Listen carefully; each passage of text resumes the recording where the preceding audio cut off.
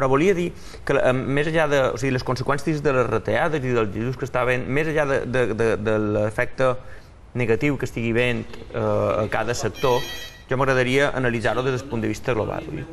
Els efectes negatius. Vull dir, s'està plantejant ara mateix dos models, és el model americà o nord-americà i el model europeu, un de la contenció al màxim de la despesa pública per equilibrar les comptes i el sistema nord-americà que reclama Obama, que diu, escolti, no retallin d'aquesta manera tan brutal perquè això farà que vostès no puguin créixer.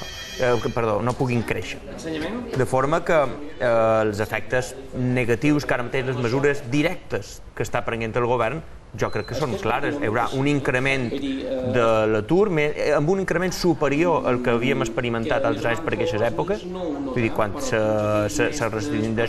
s'eliminen serveis, com estem veient, que s'han eliminat 29 orientadors laborals de l'Infof o orientadors laborals del SOIP o moltes empreses que estan tancant per la manca de pagament del govern.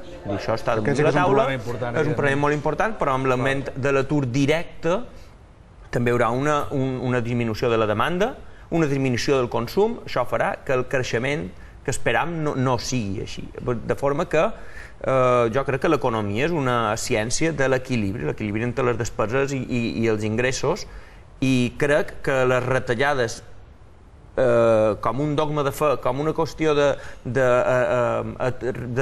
d'aturar l'aixeta del bé públic, de la despesa pública, crec que té uns efectes perversos que no s'estan explicant, com tu deies, i que per ventura ajudaran a equilibrar les comptes, però els efectes negatius són una contracció de la demanda i per tant una contracció del creixement.